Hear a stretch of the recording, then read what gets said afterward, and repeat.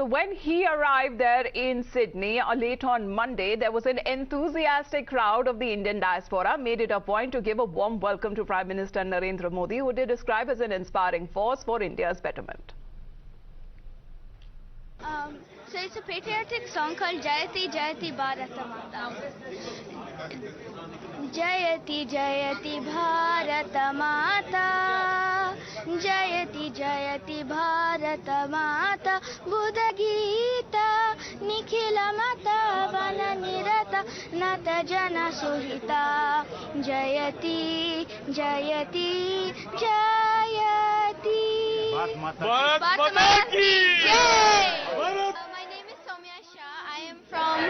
From India. I'm from Ahmedabad in Gujarat, and I'm very excited to see you. Modi, Modi, Modi, Modi, Modi, Modi, Modi. Bharat Mata ki! Modi ji को बस यही बोलेंगे जो काम कर रहे हैं वो करते रहें. इतना अच्छा काम तो देश के लिए कर रहे हैं वो. मोदी मोदी मोदी 10 महीने की बेटी है जिसको हम लेके आए हैं मिलाने के लिए. I believe we have Prajakta joining us live from Sydney. Good morning to you, Prajakta. It's around 8:04 a.m. here in India, but I believe it's almost the time when we are looking at the official engagements there to begin in Australia. Can you give us the live updates, please? Yes, good afternoon. It's a bright sunny day here today. I'm at the Kudos Bank Arena, which is supposed to be the largest indoor arena in Sydney and fourth largest with a capacity of 21,000 people. But if you see the crowd here, people coming from all over Australia to see Prime Minister Modi ji, it's still going to fall short. And I think Australian Prime Minister Anthony Albanese had expressed this doubt to PM Modi when he was in Japan and said that managing a crowd of this huge crowd would be a big challenge for Australia. People are coming here. Some people have just come over without any passes or ticket, just in the hopes that they will get a glance of PM Modi ji. I have Savita with me, who is a TCS employee who has taken a leave for a day just to come here and see if she can get an entry to the venue and meet PM Modi. There are many like her who are going to get disappointed in spite of hiring a stadium of this huge capacity. Right, but you know, we are expecting a lot of talks and exchanges also that will be happening, Prajakta, because India and Australia, they have been sharing a very committed and a stable and secure and prosperous Indo-Pacific relationship. And there have been also the two countries playing an important role when it comes to supporting this vision. If you can hear, there is a lot of noise behind me. I'm not able to hear you clearly, but yet regarding the talks, I hope something fruitful comes out of it and something that's mutually benefit politically, economically, financially to both the countries will emerge from these discussions. All right, Prajakta, getting us those live updates. If you can just quickly describe to us, because the dhols that we can hear behind you, are we looking at some cultural performances as well as Prime Minister Narendra Modi will be arriving there? If you can describe the pictures behind you. Yes, the pictures behind me are of the people who are gathered here. They're practicing what they're going to present in front of Prime Minister Modi today. Also, there are some people who, as I said, are waiting to get the tickets or entries to the venue. Prime Minister Modi ji will be coming here in the afternoon after he visits the Harris Park area. As you know, a part of Sydney, Harris Park, is going to be named as Little India today. And that's a big thing. Absolutely. So I believe Little India is something that we have often seen in multiple countries where already there is a lot of, you know, Indian community and population there. So it doesn't make the people miss their home so much. So there is a Little India that we almost witness in almost the bigger countries there. I'm told that Mr. Deepak Vora, former diplomat, is also with us. Sir, very good morning to you. What are your expectations this time around India's relations with Australia, sir? Thank you very much, ma'am. Can you hear me? Yes, sir. All right, thank you. It's always a great pleasure to be with you on your channel, ma'am. You put it across so brilliantly. I learned from you and from the young lady who was reporting to us from Sydney.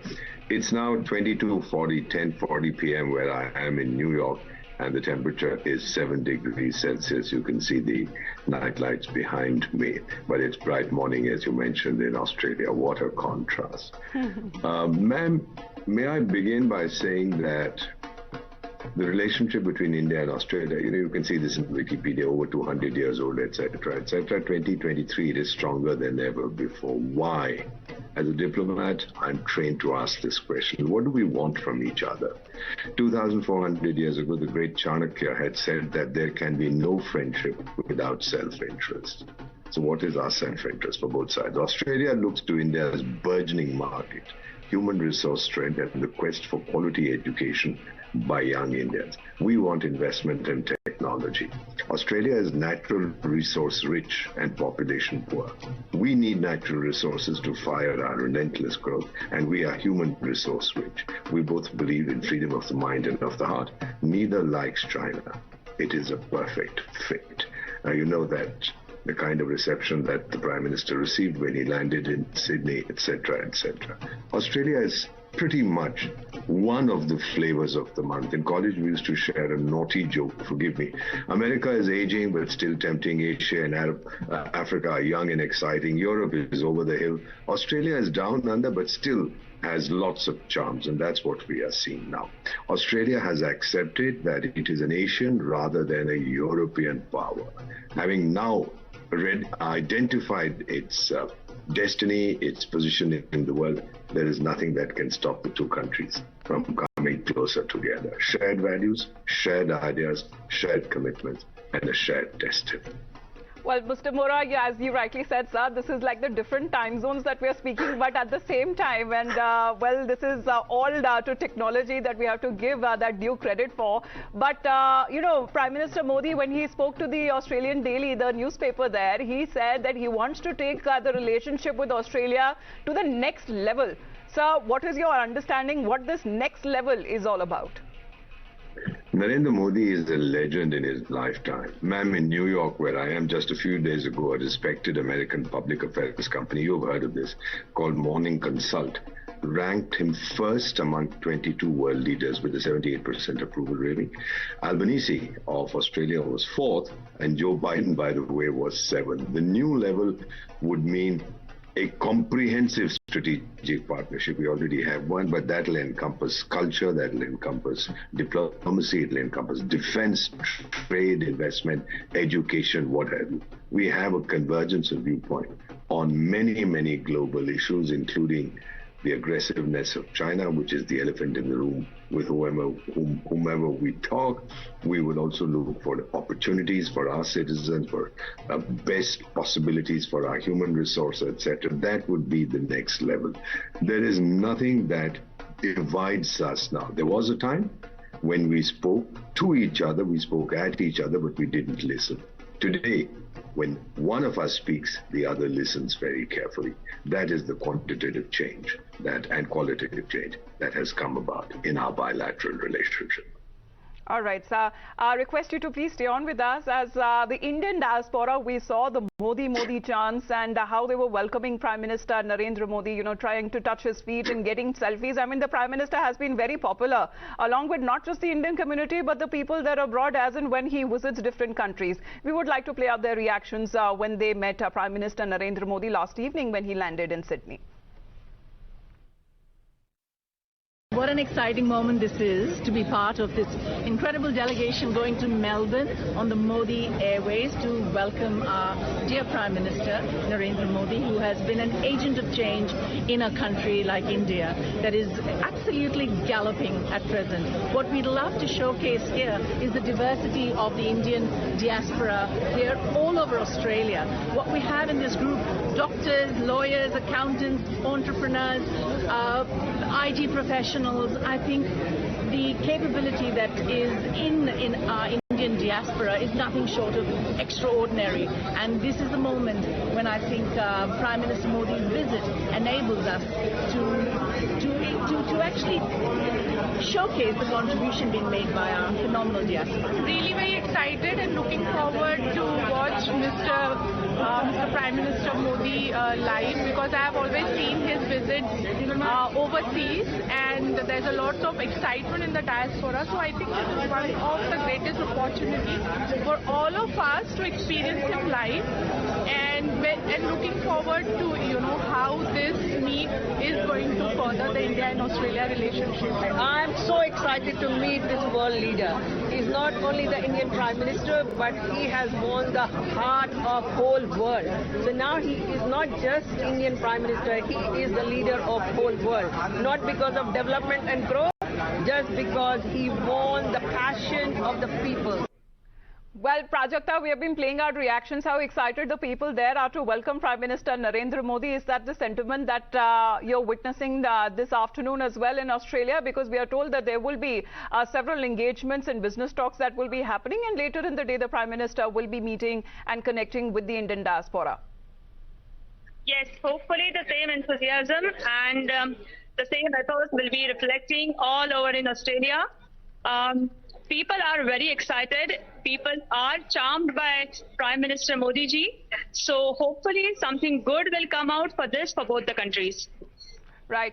Mr. Vora, sir, can you tell us about the shared interest that India and Australia, do you believe that will be engaging in, especially when it comes to an all-inclusive Indo-Pacific? Also when it comes to strategic viewpoints, because the navies of the two countries have also been engaged in several exercises, sir. Well, you're absolutely right, ma'am. Let me ask a question to the millions of people who watch your show. What are the world's priorities today? The war in Ukraine is going on. It will end sooner or later. There are certain issues that predate the Ukraine conflict and post-date it. Health is one issue. You remember the Chinese pandemic, and you know how it messed up Australia's relationship with China, because when the Australians wanted an independent international inquiry into the origins of the Chinese virus, Xi Jinping absolutely lost it, and his diplomats called Australia all kinds of names. They said it was chewing gum stuck to the boot of China, it was the white trash of Asia, etc. That's not how you win friends and influence people. The second issue that we all face, ma'am, today is climate change. Prime Minister Narendra Modi is just coming from a meeting with 14 Pacific Island nations. And the biggest challenge for them is rising sea levels. If it goes on global warming at the current rate, these islands will disappear. So what they need is climate resilient infrastructure and new technologies. India is in a position to give it to them. Third, the pandemic has wreaked havoc, not just in India or the developed world, but in every country. And what we now need is economic recovery, for which, ma'am, we need free and open seas. You know, it's something that we all know, that when 500 years ago the Europeans came to colonize Asia, Africa, Latin America, they didn't come by aircraft or by train or by cars. They didn't exist. They came by sea because the sea routes were free. Today, again, recovery will come through free and open seas. Then we have the issue of terrorism, and then we have new technologies. How are they to be harnessed? You're seeing what's happening in ongoing conflicts. These days, drones seem to have become more effective than conventional weapons. So all these are issues that will draw and fix the attention of the world, and India and Australia can be really global leaders in addressing these challenges. It's a partnership without limits. It's a partnership for which even the sky is not the limit. And sir, as you mentioned, when it comes to the Ukraine war, because the Australian Prime Minister has been rejecting the suggestion that the bilateral relations would be harmed by India's refusal to criticize Russia's. Australia has always been highly critical of the country over its war with Ukraine. So we are looking at warm exchanges as far as both of the countries' prime ministers are concerned. Thank you very much, Mr. Vora.